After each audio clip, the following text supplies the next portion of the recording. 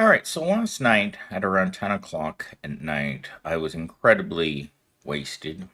And I was looking out the window of my kitchen and I could see thousands of ASU girls parading down the street. Thousands of them. And it took hours as they walked down the street in some sort of bizarre Halloween event that happened. It hasn't happened in many years.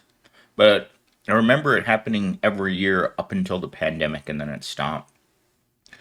But with that said, this morning, Mello at 6 o'clock in the morning messaged me, and it was a very clear message. And she took a picture of a sign. I don't know if this was the work site she's at because she works inside of a lot of Kroger's and a lot of grocery stores.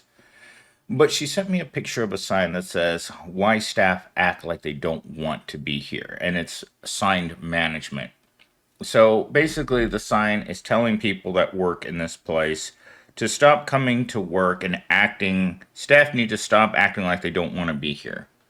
And I felt that at every single job I've ever had. So rather than trying to write my own video, I put that into ChatGPT. Why do people not want to be here? And I've asked management what they really think of people who show up to work to do the minimum amount of work for the minimum amount of pay. Remember, minimum wage, minimum effort. But for many people, that's all they have left. It's not like they have rich and fulfilling lives. I mean, I just tried to do laundry at the public laundry facility in my apartment complex, and I had enough quarters to wash, but not enough quarters to dry, and it wasn't accepting cards. Like, it's never accepting cards. They're always broken.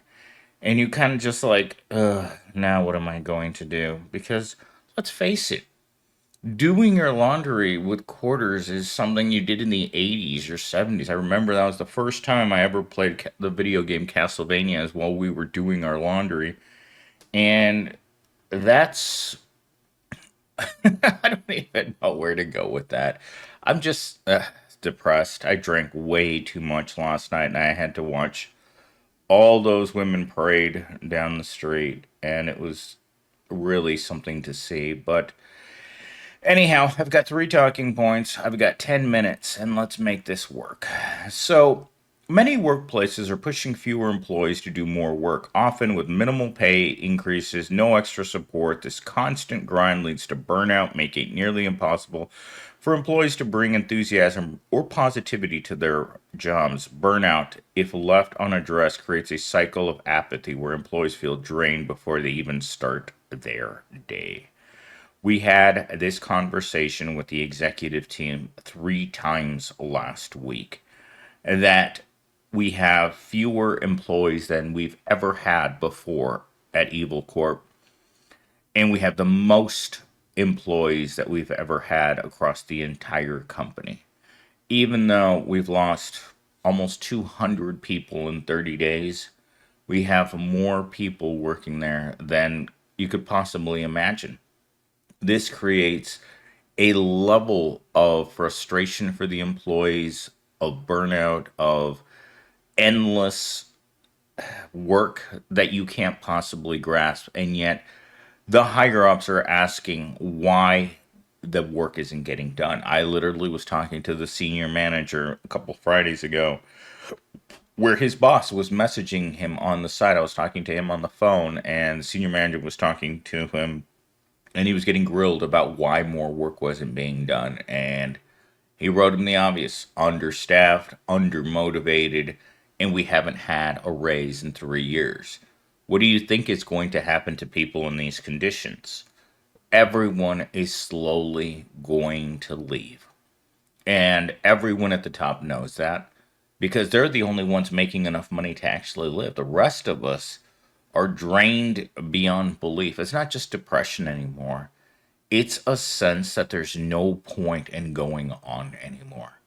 When everything is out of reach, when you don't feel like your life matters, when you're sitting here next to an entire basket full of wet clothes and you're watching the cockroaches dance on your countertops because there are so many of them, what else is there to live for? I mean, honestly, We're not getting any pink taco. We're not getting any cash from work. We're not getting any time off. We're not going on vacation. We're not making enough money in order to live. And every day feels the same. Every single day feels the same. There's no future for the proletariat. There's no hope. There's no nothing. There's just more pointless hourly work. Talking point number two. When employees feel undervalued financially and emotionally, apathy becomes almost inevitable. Low wages combined with a lack of recognition or appreciation send a clear message that their contributions aren't valued, fostering resentment and a just here for the paycheck mentality. Just here for the paycheck mentality, fostering resentment. When I got called by that executive last Tuesday, he asked me why I was talking crap about management. And I was like, you know what? You know that. You've asked us that question so many times in meetings. Like, why is there no motivation here? Because when employees feel undervalued financially and emotionally, especially financially, emotionally you can get over. Financially, you can't. There's nothing you can do when your paycheck won't stretch from one Friday paycheck to the next. All you can do is look at the paycheck, think to yourself, is this for real? Is this paycheck for real? Is this an adult sized paycheck? No. It's a happy meal. It's designed for a child with a little prize inside and enough food to get you by for 4 hours. That's what today's paychecks are. They're enough to get you by for a couple of hours, but once the thrill of that tiny paycheck, and I'm talking at least as tiny as my junk. I mean, I'm looking at it right now, and that thing looks like it could use some Miracle Grow. But when it comes to overall enjoyment or happiness in life, no one's happy. We are all miserable. We are all alone, and we are all very, very angry. In fact, this morning I was asking Mello about this because obviously I'm still probably intoxicated even while I'm making this video because I drank until the wee hours of the morning. Wee hours of the morning, and that's why I'm not getting my lazy rear end to the gym as I'm supposed to do at 8 o'clock in the morning on Sundays to do chest and back. Instead, I'm sitting here talking to this microphone like an imbecile who hopes that something will change by speaking words into this device. But nothing will change because there is nothing to change. If you ask any person in charge, whether in government or in evil corp, they will tell you that everything is working fine, that the economy is booming, and that these thoughts that you're having, your thought crimes, millennial steam, your constant thought crimes, are the only reason why you can't sleep at night, why you drink too much, why you don't want to go to work ever. I never, ever want to go to work. I mean, if I could abolish one thing in this world, it would be working. What's the point of going to work when you're still poor?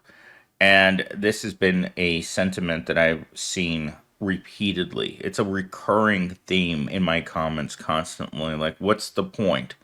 What's the point of working if you're never going to have enough? If your paycheck is never going to stretch to the point where you can say, screw it, I'm not going to work today. You wake up every morning and you say, screw it. And then you get there and you're like, I'm just here for the paycheck. I don't care about this place. I don't care about any of the people that I'm around. I just want to get it over with. It's just like when you wake up in the morning and Fleece is already there. You can see the bulge in his pants and the look of lust in his eyes, blank, dark eyes, and you know you got to pay. And you don't want to pay, but he says to you every morning, it's going to be the hard way as he reaches down and grabs you by your cheeks and tells you, this will be over soon, baby. Don't make it harder than it needs to be. And that's the way Evil Court feels about all of our heinies. Don't make this harder than it needs to be, Millennial Stim. You know you're going to be here from 8 to 5 for the rest of your life, and that you're always going to be poor until we decide to fire you because you hate being here. And it's obvious that you hate being here, along with every single person that you work with hates being here. Every single person that I know at my current employer is looking for another job. Every single person. That tells you that something is wrong with work.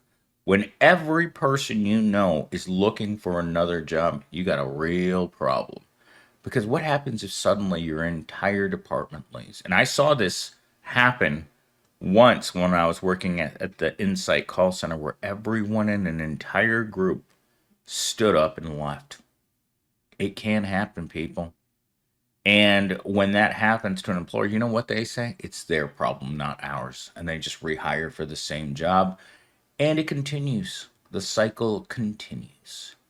Talking point number 3. People want to feel like their work has meaning and that they're progressing.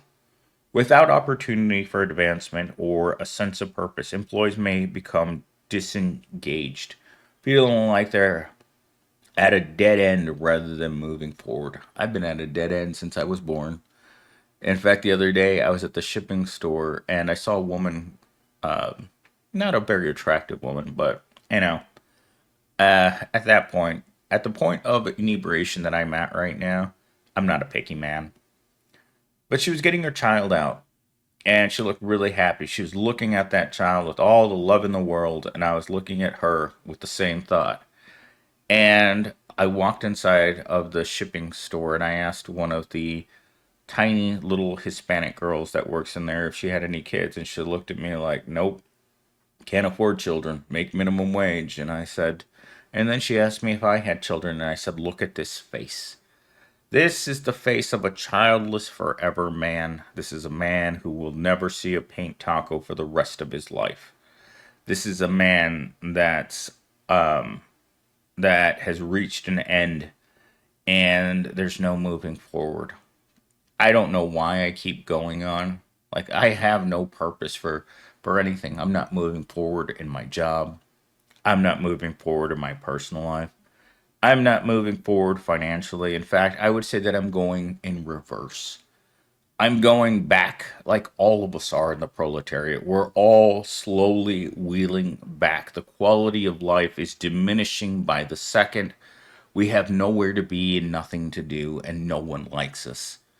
And we just sit there and we hang our head and we think to ourselves, you know what? The only thing for certain that I'm going to do today is I'm going to have to work more for a can of dog food for me and my pet. That's it. That's all you get from being alive is a can of dog food. And I know you don't like the taste of that dog food, because I just ate some dog food right now. I can tell you, tasted like rear end. Tasted like solid grade A rear end. And that's all there is. That's the moving forward to another can of dog food tomorrow morning. And the morning after that, and the morning after that. When that's all you have to look forward to, where's the motivation? There is none. It's gone. As I say all the time in my videos, uh, we're not okay. There's no hope left for the proletariat. Unless the proletariat decides to do a general strike across the entire planet, we're finished. Because the pandemic showed the corporations how weak we are. We can't even stand up for ourselves. We won't stand up for ourselves. The sheeple are domesticated to be exploited to the nth degree. And if we can't think for ourselves, we can't help ourselves, and a can of dog food is all that we expect from life, then they're going to continue to lower the quality of the dog food to the point where we're just shoving handfuls of dirt into our mouth and calling it steak.